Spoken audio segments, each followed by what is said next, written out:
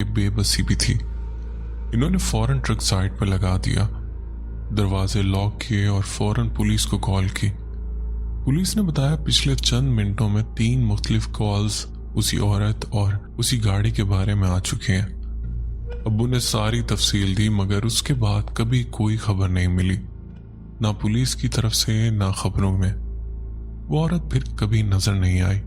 میرے والد آج بھی جب یہ واقعہ سناتے ہیں تو کہتے ہیں پتہ نہیں وہ عورت واقعی کسی مصیبت میں تھی یا پھر کوئی ایسی چیز تھی جو ہمیں سمجھ نہیں آتی۔ بڑھتے ہیں ایک اور واقعے کی طرف۔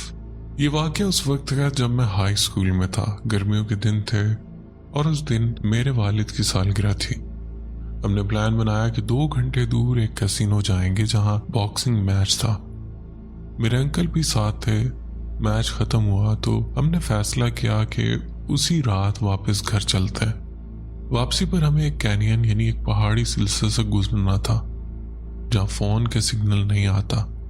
ہم نے ماں کو کال کر کے بتایا کہ ہم نکل رہے ہیں اور تقریباً آدھے گھنٹے میں پہنچ جائیں گے۔ اس وقت رات کے 12 بج رہے تھے۔ ہم سب تھکے ہوئے تھے، نیند بھی آ رہی تھی، تو سفر کو ہلکا رکھنے کے لیے آپس میں باتیں کرنے لگے۔ باتوں باتوں میں کسی نے خوفناک کہانیاں شروع کر دی، پھر ایک کے بعد ایک ڈراؤنی کہانیاں چلتی گئیں۔ ہم سب ہنس رہے تھے، بول رہے تھے، وقت جیسے دھند میں گم ہوتا جا رہا تھا۔ پھر ہم ایک بڑی سی پہاڑی کے پاس پہنچے جہاں سے ہم گزر رہے تھے۔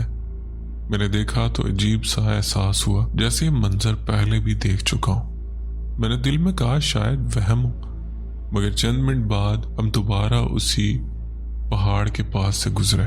اب میں چونک گیا۔ میں نے فوراً کہا ابو یہ وہی جگہ نہیں ہے جہاں سے ہم پہلے گزرے تھے؟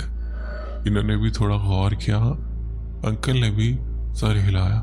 ابو نے گھڑی دیکھی، رات کا 1 بج چکا تھا، مگر ہم ابھی تک اس کینین سے باہر نہیں نکلے تھے، جبکہ عام طور پر یہ سفر آدھے گھنٹے کا ہوتا تھا۔ ہم تینوں خاموش ہو گئے۔ اب کوئی کہانی نہیں، بس سناٹا۔ ہم صرف سڑک دیکھ رہے تھے جیسے وقت تھم گیا ہو۔ پھر آہستہ آہستہ وقت کا احساس واپس آنے لگا۔ پہاڑ پیچھے رہ گئے اور آخر کار ہم اس کینین سے باہر نکل آئے۔ میں نے موبائل اٹھا کر ماں کو کال کی تو وہ پریشان تھی، کہنے لگی تم لوگ کہاں رہ گئے تھے؟ تم نے تو آدھے گھنٹے کا کہا تھا، 1.5 گھنٹہ ہو گیا۔ ہم نے سب کچھ چیک کیا، کار بالکل ٹھیک تھی، راستہ وہی، مگر وہ 45 منٹ کہاں گئے آج تک کوئی نہیں جانتا۔ ہم سب نے اس رات کے بعد کبھی اس کینین کے بارے میں زیادہ بات نہیں کی۔ بس ایک بات یقین سے کہہ سکتا ہوں، کچھ لمحے وہاں ایسے تھے جیسے وقت رک گیا ہو، یا شاید ہم ہی کسی اور وقت میں چلے گئے ہوں۔ بڑھتے ایک اور واقعے کی طرف۔ یہ جو کہانی میں سنانے والا ہوں جو آج تک میرے دل سے نہیں نکلی۔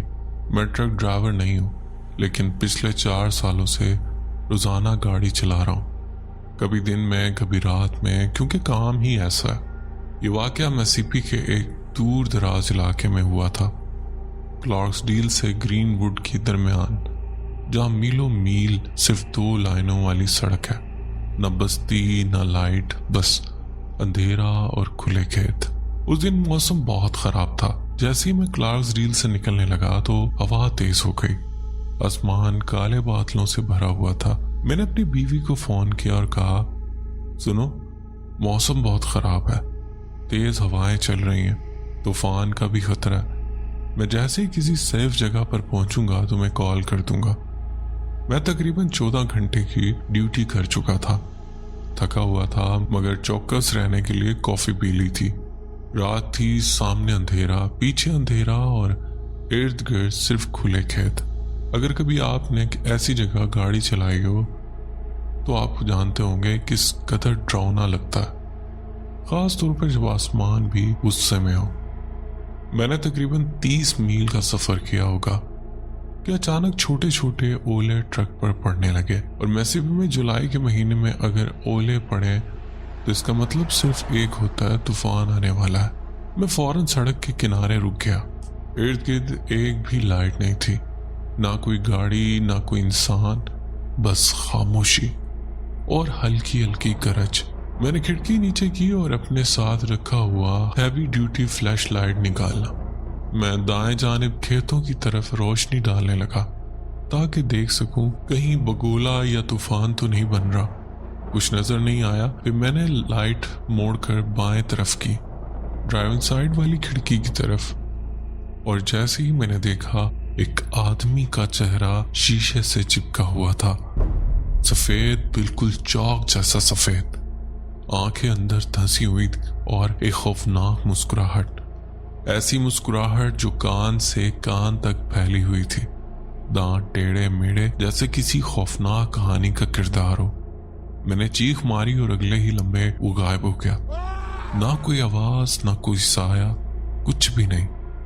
میں نے فوراً ٹرک سٹارٹ کیا اور پوری رفتار سے وہاں سے بھاگ نکلا۔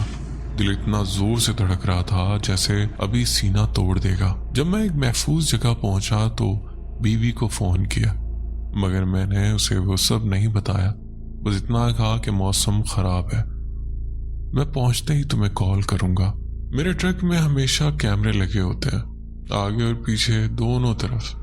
میں نے تھوڑی دیر بعد ہمت کی، ایس ڈی کارڈ نکالا اور ویڈیو دیکھی، لیکن آپ یقین نہیں کرو گے، اس آدمی کا چہرہ کسی بھی کیمرے میں نہیں تھا، نہ سامنے نہ پیچھے۔ میں آج تک سمجھ نہیں پایا کہ وہ کیا تھا۔ شاید میں بہت تھکا ہوا تھا یا شاید وہ وہم تھا، مگر میں جانتا ہوں اس لمحے جب اس کی آنکھیں میری آنکھوں سے ملی تھی وہ خواب نہیں تھا۔ تب سے میں نے ایک بات پکی کر لی کہ میں ڈیلٹا کے اندھیرے راستوں پر رات کے وقت کبھی اکیلا نہیں چاہتا، کبھی نہیں۔ بڑھتے ہیں ایک اور سٹوری کی طرف۔ میں نے اپنی ڈرائیونگ کے سالوں میں بہت کچھ عجیب و غریب دیکھا ہے، آج سے نشئی لوگ، سب کچھ، مگر جو کچھ میں ابھی آپ لوگوں کو بتانے جا رہا ہوں وہ آج بھی میرے دل میں ایک عجیب سا ڈر چھوڑ گیا ہے۔ ایک وقت تھا جب نارتھ ڈکوٹا US 52 پر ND-30 کے پاس سائیکٹس کے قریب ایک چھوٹا سا ریسٹ ایریا ہوتا تھا۔ میں ایک رات وہاں رکا، واش روم سے نکل کر گاڑی میں بیٹھنے لگا تو دیکھا ایک آدمی اپنی کار کا دروازہ کھول رہا ہے۔ زاویہ ایسا تھا کہ میں صاف دیکھ سکا، وہ بالکل نیکڈ تھا۔ پھر وہ اپنی گاڑی سے باہر نکلا اور آرام آرام سے اپنی کار کے گرد چکر لگانے لگا۔ مجھے نہیں معلوم تھا کہ وہ نشئی تھا یا کسی اور مقصد سے کر رہا تھا، بس میں نے فوراً گاڑی سٹارٹ کی اور وہاں سے نکل آیا۔ پیچھے دیکھنے کی بھی ہمت نہیں کی، لیکن اصل ڈراؤنی بات آگے ہوئی۔ میں کنساس میں I-17 پر مغرب کی طرف جا رہا تھا۔ راستہ میلوں میل سنسان ہے، بیچ میں بس چھوٹے چھوٹے قصبے۔ رات بڑھتی گئی، میں نے محسوس کیا کہ ایک پرانی سی خستہ حال کار مجھے بار بار اوورٹیک کر رہی ہے۔ ہر بار جب وہ گاڑی میرے آگے سے گزرتی، اندر بیٹھے لوگ اپنی ناکیں شیشے سے لگا کر عجیب سی دلچسپی سے مجھے گورتے، اور حیرت یہ کہ میں کبھی نہیں دیکھ پاتا کہ وہ کہاں رکتے ہیں۔ کوئی ریسٹ ایریا نہیں، کوئی ایگزٹ نہیں، کوئی بستی نہیں، لیکن پھر بھی وہ کار، وہی لوگ بار بار میرے سامنے آ جاتے۔ ان سب کے چہرے کسی چارلسن مینسن یا کسی اور خوفناک کردار جیسے لگ رہے تھے۔ جب تک میں لیمن کے سٹاپ تک نہیں پہنچا میرے ہاتھ کانپ رہے تھے، لیکن یہ سب کچھ بس اسی پر ختم نہیں ہوا۔ رات کے ان سنسان ہائی ویز پر ڈرائیونگ کرنے والا ہر شخص کبھی نہ کبھی ایسی چیزیں دیکھتا جو سمجھ سے باہر ہوتی ہیں۔ ہو سکتا ہے یہ تھکن ہو یا وہم، مگر میں نے کئی بار ایسے بڑے بڑے انسان نما سائے سڑک پار کرتے دیکھے جو اپنے سائز کے حساب سے بہت تیز تھے۔ وہ ہمیشہ میری ہیڈ لائٹ کے آگے کنارے پر نظر آتے، اتنے دور کے صاف پہچان نہ ہو پائے۔ میں نہیں کہتا کہ وہ بگ فٹ تھا، مگر میں نے جو دیکھا وہ 1-2 قدموں میں پوری سڑک کو کراس کر رہا تھا۔ کچھ چیزیں ایسی ہوتی ہیں جنہیں انسان دیکھ کر بھی یقین نہیں کر پاتا، اور میں نے ان سب کو اپنی آنکھوں سے دیکھا۔ بڑھتے ہیں ایک اور سٹوری کی طرف۔ میں کنساس میں رہتا ہوں اور کئی بار اس مغربی لمبے سنسان راستے پر کیلوراڈو کی طرف گیا ہوں۔ میلوں میل کوئی چیز نہیں ہوتی، اور جو چھوٹے قصبے آتے ہیں وہ بھی زیادہ تر ٹوٹے پھوٹے اور ویران ہوتے ہیں۔